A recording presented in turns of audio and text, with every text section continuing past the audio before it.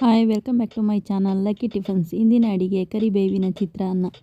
ಮೊದಲಿಗೆ ಒಂದು ಸೀಜರಿನಲ್ಲಿ ಒಂದು ಹಿಡಿ ಕರಿಬೇವು ಸೊಪ್ಪು, ಒಂದು ಹಿಡಿ ಕೊತ್ತಂಬರಿ ಸೊಪ್ಪು, ಒಂದು 3-4 ಬೆಳ್ಳುಳ್ಳಿ ಹೆಸಳು, ಒಂದೆರಡು ಶುಂಠಿ, ಒಂದು 4-5 ಮೆಣಸಿನ್ಕಾಯಿ, ಸ್ವಲ್ಪ ಜೀರಿಗೆ ಹಾಕೊಂಡು ರುಬ್ಕೊಳ್ಳಿ.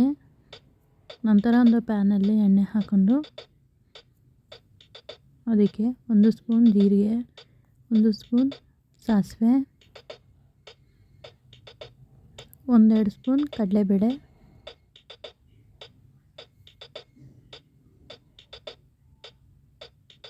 ಒಂದೆರಡು ಚಕ್ಕೆ ಮತ್ತು ಒಂದೆರಡು ಲವಂಗ.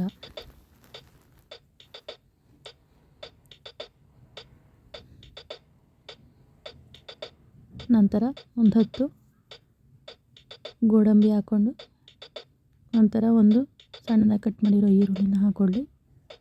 ಚೆನ್ನಾಗಿ ಫ್ರೈ ಮಾಡ್ಕೊಳ್ಳಿ. ಸ್ವಲ್ಪ ಗೋಲ್ಡನ್ ಬ್ರೌನ್ ಬಣ್ಣ ಬರಬೇಕು. ಒಂದು ಹಿಡಿ ಕಡಲೆ ಬೀಜ ಹಾಕ್ಕೊಳ್ಳಿ. ಚೆನ್ನಾಗಿ ಫ್ರೈ ಮಾಡ್ಕೊಳ್ಳಿ.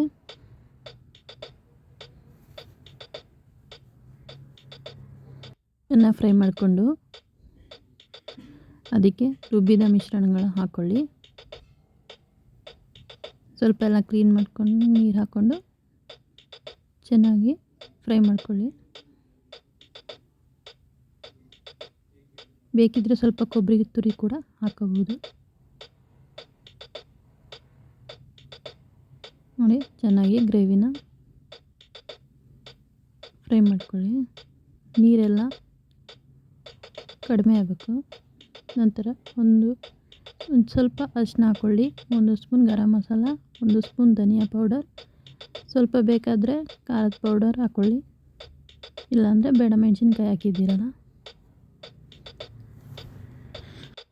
ನಂತರ ಚೆನ್ನಾಗಿ ಹಾಕ್ಕೊಂಡು ಸ್ವಲ್ಪ ಹೊತ್ತು ಮುಚ್ಚಿಡಿ. ನೀರು ಸ್ವಲ್ಪ ಹಿಂಗೋಗಿರುತ್ತೆ. ನಂತರ ಹಾಗೆ ಫ್ರೈ ಮಾಡ್ಕೊತಾ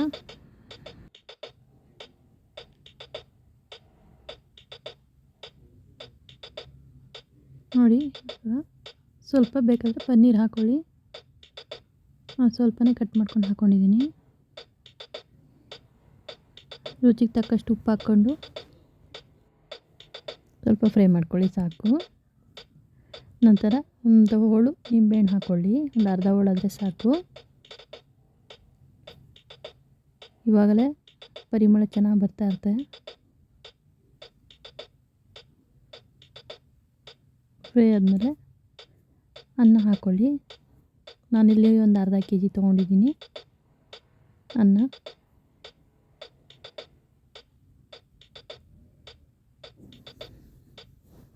ನೀವು ಬೇಕಂದ್ರೆ ಅದನ್ನು ಡಬಲ್ ಮಾಡಿಕೊಂಡ್ರೆ ಗ್ರೇವಿನ 1 kg ಅನ್ನ ಹಾಕ್ಕೋಬೋದು.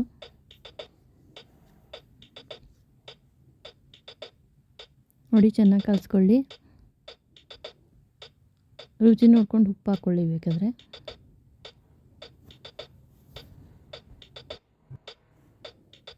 ನೋಡಿ, ಚೆನ್ನಾಗಿ ಫ್ರೈ ಮಾಡಿಕೊಂಡು ಒಂದೇ ಸಮ ಕಲಿಸ್ಕೊಳ್ಳಿ.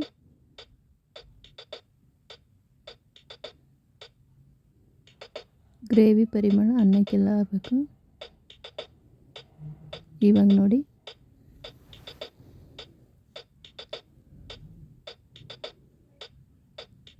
ರೆಡಿ. ನಮ್ಮ ಚಾನಲ್ ಸಬ್ಸ್ಕ್ರೈಬ್ ಮಾಡಿ, ಶೇರ್ ಮಾಡಿ, ಲೈಕ್ ಮಾಡಿ. ಧನ್ಯವಾದ.